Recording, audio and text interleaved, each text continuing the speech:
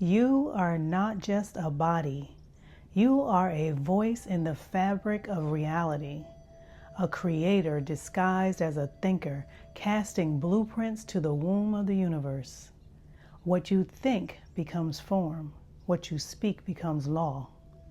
Your words are not just sounds. They are signals. They are codes. They are spells. They are the language the universe responds to. Every word you speak sends a message to your brain, to your nervous system, to the cells in your body. Your speech triggers hormonal responses. It rewires your neural pathways. It alters your chemistry. Science calls it neuroplasticity.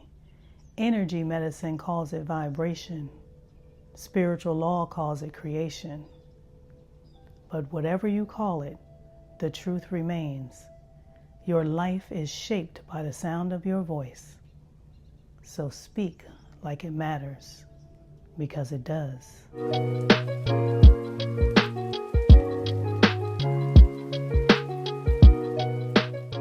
Welcome back to Think It So, the podcast that reminds us that what we think, we become, and what we speak, we create.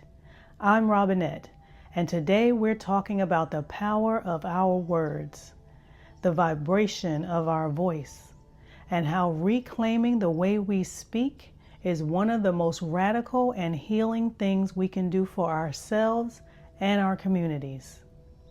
Today we'll learn how the subconscious mind receives our words as truth, how our bodies physically respond to what we say, and how the invisible creative power of the universe is always, always, always listening. Let's start with the subconscious mind. Let's think of it as our own personal AI, but not as in artificial intelligence. It's your authentic intelligence, and it's creating your life experiences. It runs on programming, beliefs, habits, and repeated suggestions. And the way we program it, with our emotions, with repetition, with our thoughts and our spoken words. It doesn't judge or analyze. It simply takes what we say, especially what we say with feeling, and works to make it true in our lives. This is why affirmations, declarations, and even casual comments have power. But the invisible power of the universe is not the only source that's listening. Your body is listening too. Your words don't just go out into the air. They echo through your nervous system. They activate your hormones. They signal your immune system. If you say, "I'm always sick," your body receives that as a command, as instructions to fulfill your order. Over time, it aligns your biology with that command. You are that powerful, whether you realize it or not. And this isn't just some spiritual wisdom. This is backed by science. Neuroscience confirms that our brain is rewired by repeated thoughts and words. This is called neuroplasticity.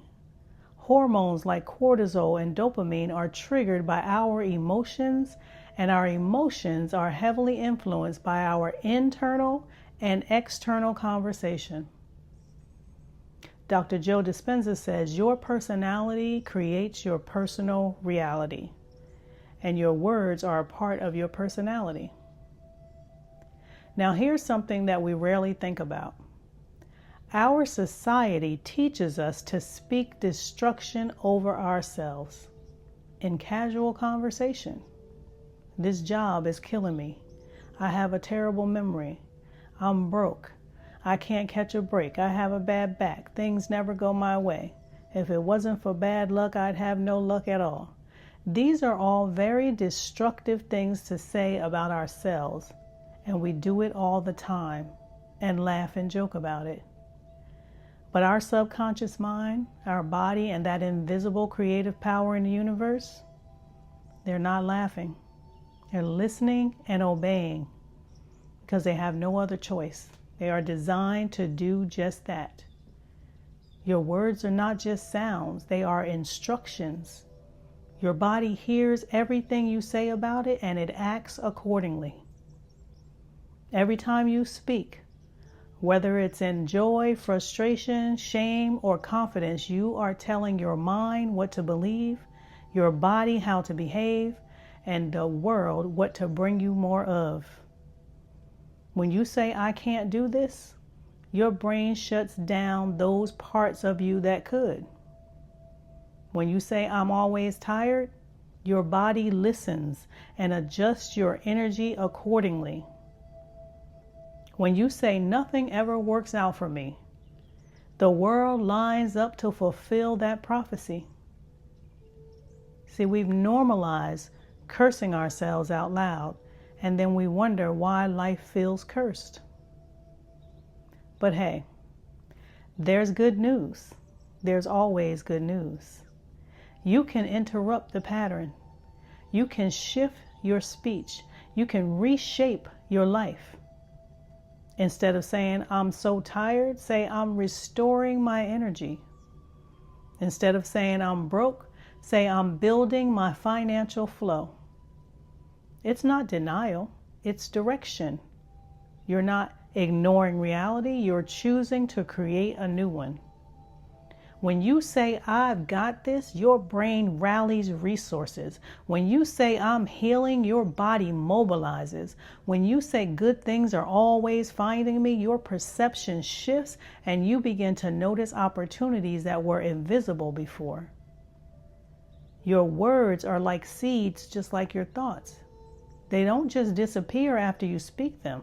They take root in your mind, in your body, and in your future.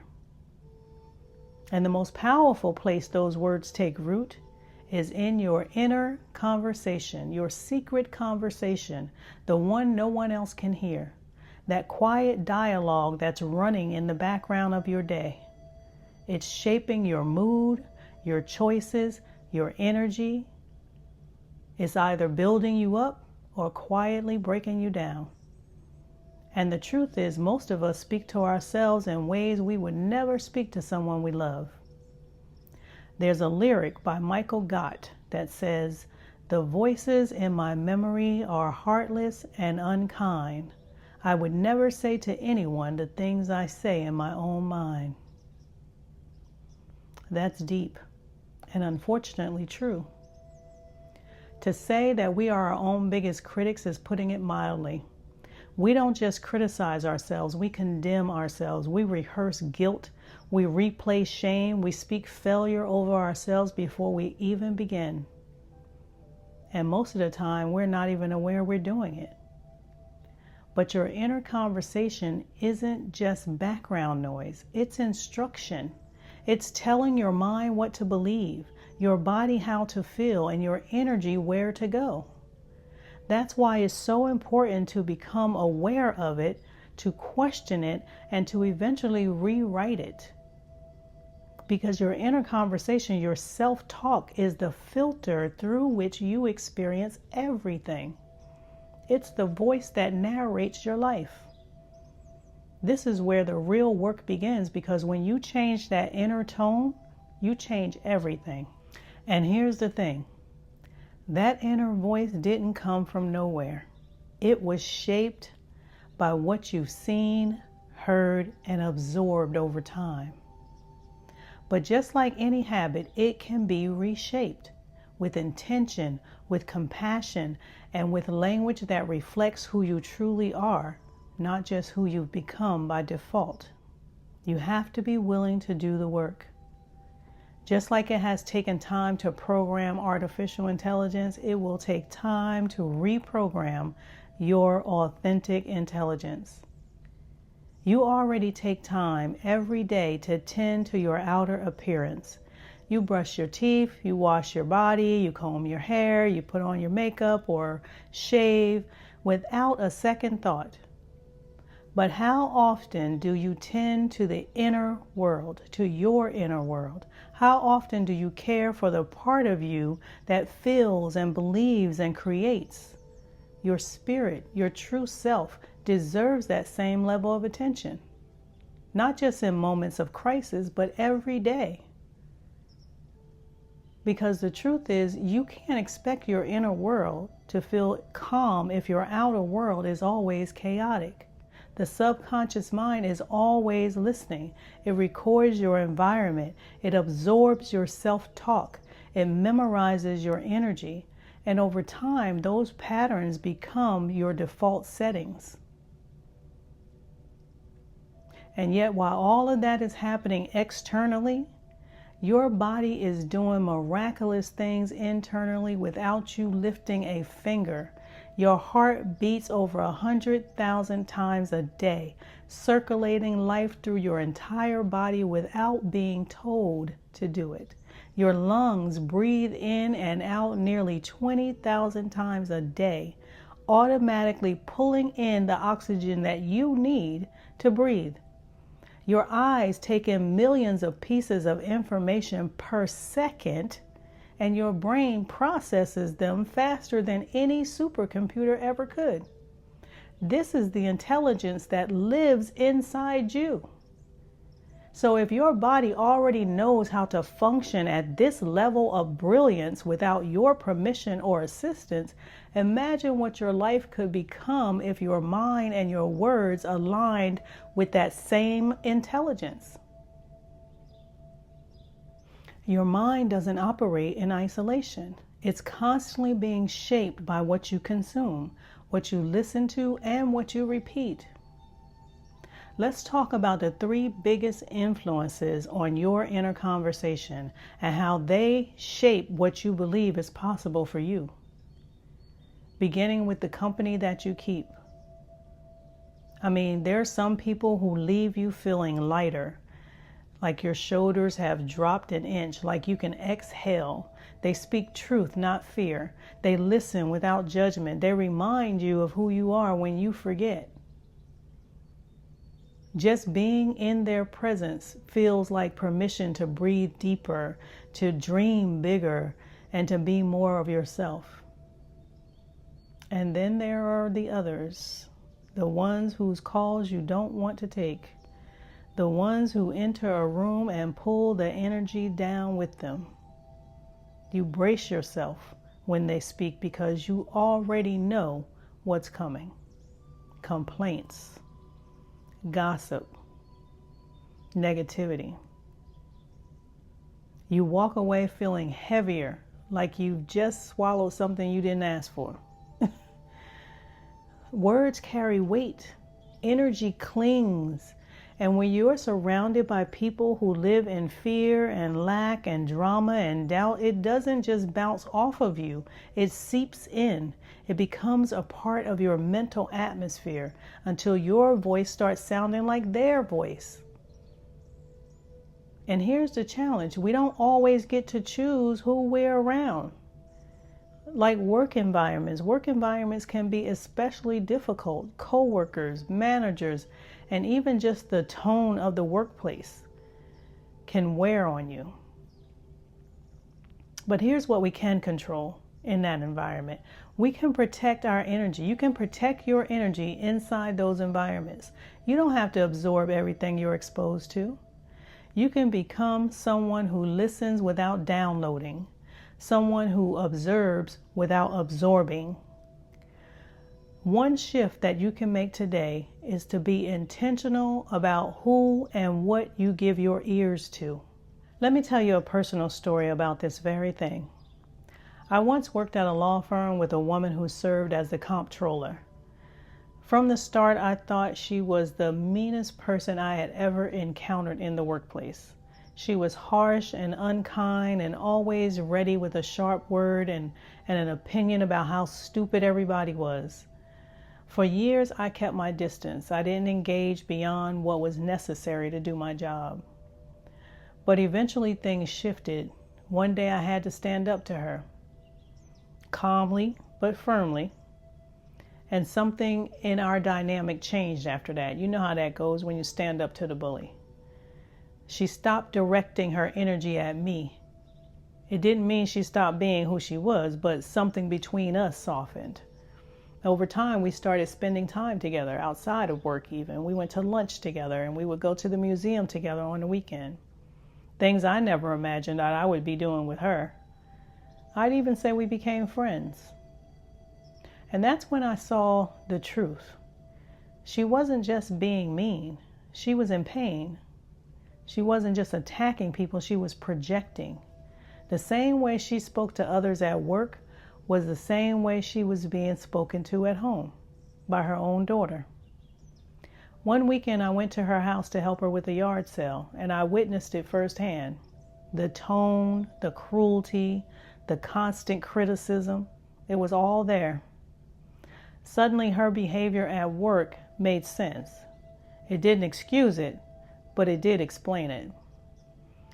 And sometimes understanding is the beginning of compassion. But even with that compassion, I eventually reached my limit with her. About a year before I left the firm, I told her I couldn't keep pretending that everything was okay. I told her I didn't like the way that she talked about or to people, and that I didn't really want to continue to spend time with her unless her conversation changed, unless she became more respectful of other people and more uplifting in her conversation. Of course, that made me her enemy again for a while, but then she came to me and apologized. She told me she missed our friendship. She said she appreciated my positive energy and that she wanted to work on herself.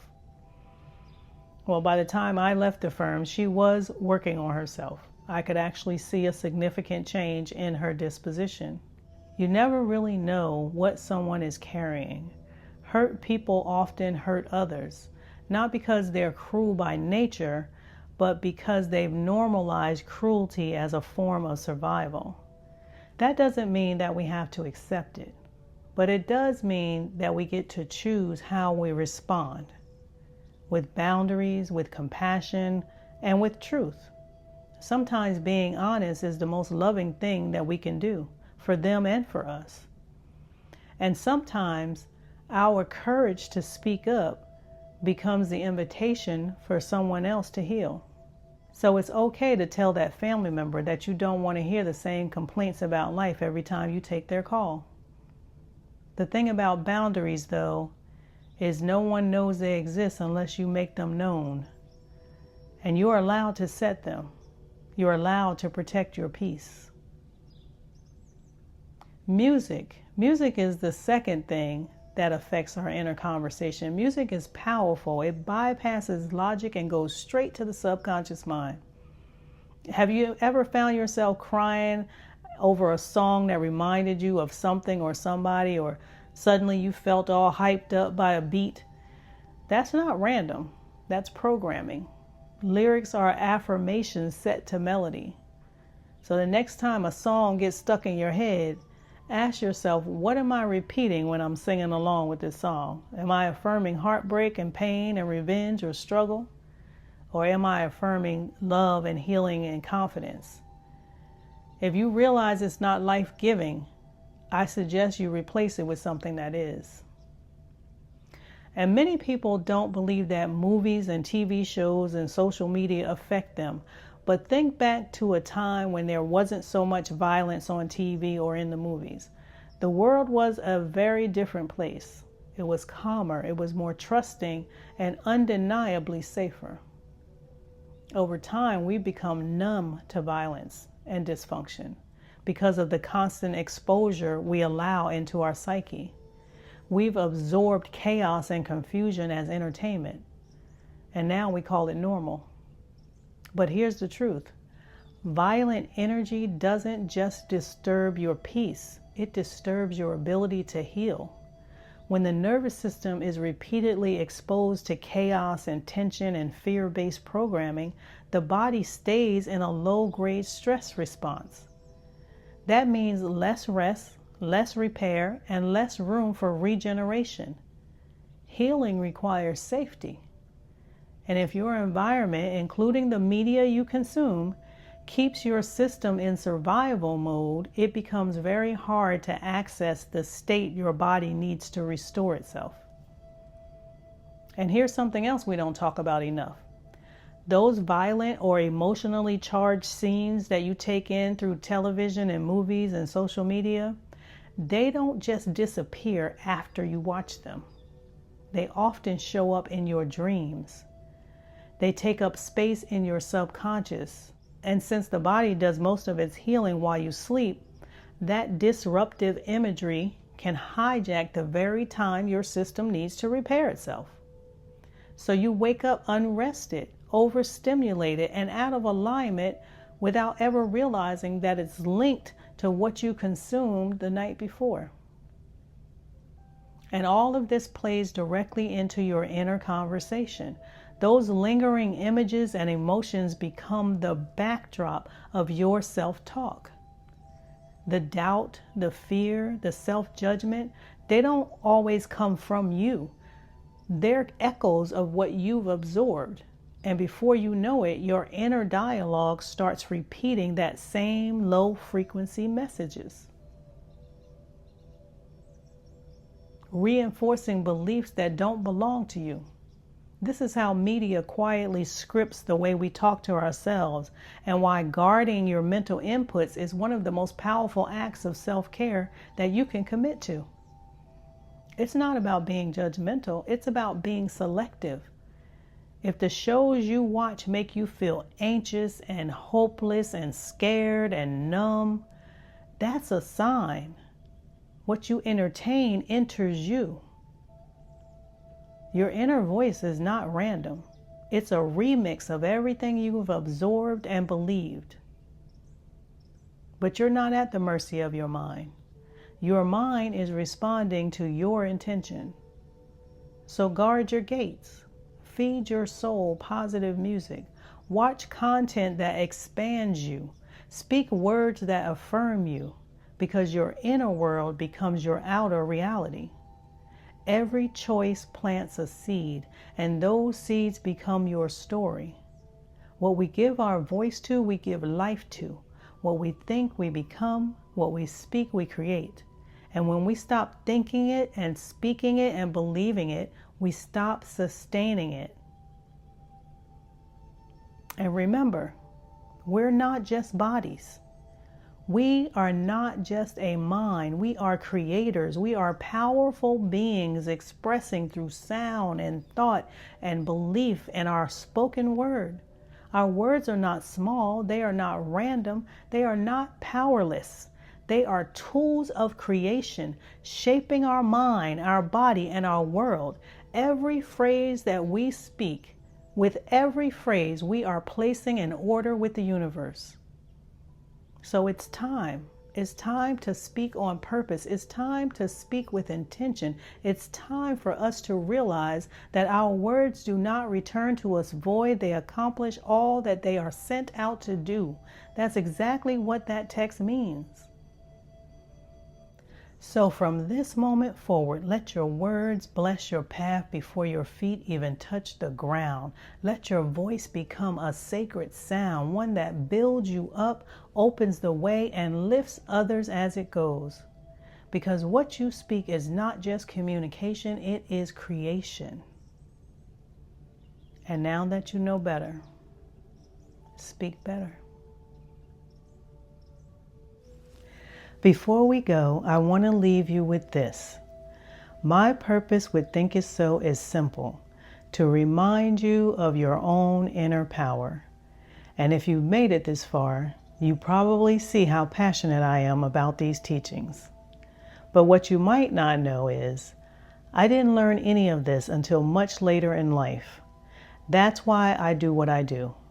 Because I want my granddaughters and future generations to grow up already knowing how powerful they are, to speak life over themselves, to trust their minds, and to shape their world on purpose. And if you're just now discovering the power of your words and your thoughts and your emotions, please know it's not too late for you to stand in your power. You can still shift your story.